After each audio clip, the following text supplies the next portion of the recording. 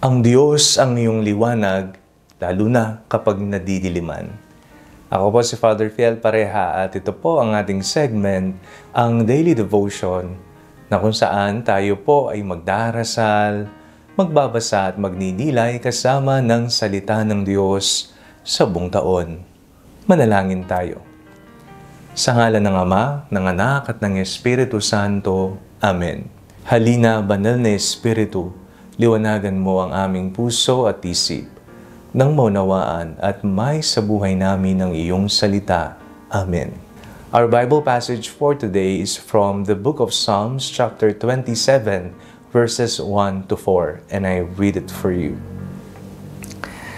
The Lord is my light and my salvation. Whom shall I fear? The Lord is the stronghold of my life. Of whom shall I be afraid? When evildoers assail me to devour my flesh, my adversaries and foes, they shall stumble and fall. Though an army encamp against me, my heart shall not fear. Though war rise up against me, yet I will be confident. One thing I ask of the Lord, that I will seek after, to live in the house of the Lord all the days of my life, to behold the beauty of the Lord, and to inquire in His temple.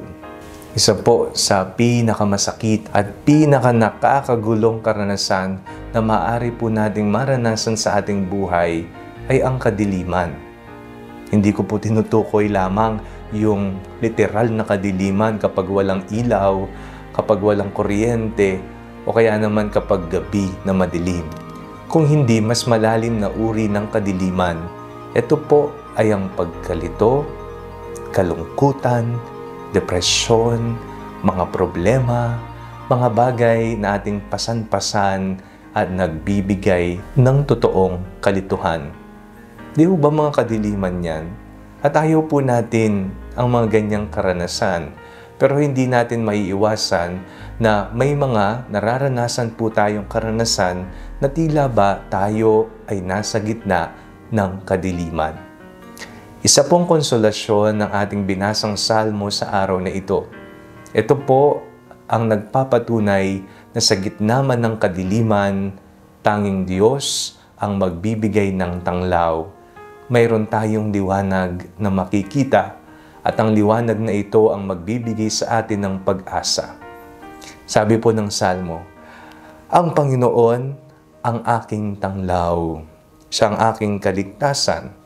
Kanino ako matatakot?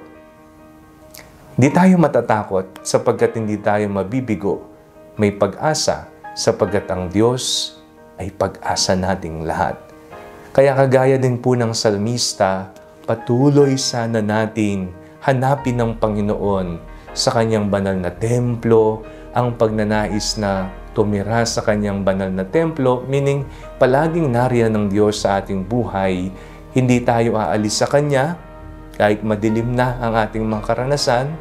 Hindi tayo mawawalan ng pananampalataya sa Kanya sa gitna ng mga problema, ni hindi natin gagawin ang mga bagay na magkakasala tayo o mapapalayo tayo sa Kanya.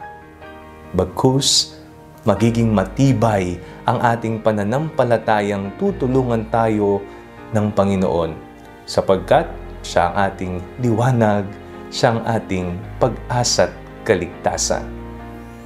Manalangin tayo. Panginoong Jesucristo, kayo po ang ilaw ng aming buhay na nadidiliman. Iligtas niyo po kami kapag po nakakaranas kami ng pagkalito, pagkadismaya o depresyon sa aming buhay. Amen.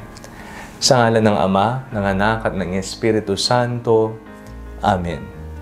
Huwag po ninyong kalimutang i-like ang video ito, mag-comment po kayo and share it with your family and friends. Ang Panalangin Bago Matulog ay may sariling Facebook page na po.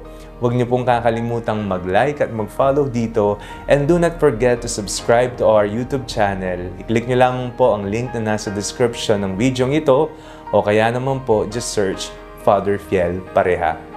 Kung nais niyo naman pong maging updated sa mga kaganapan ng ating pagpapahayag, you can join our broadcast channel dito po sa ating Facebook page. God bless you po.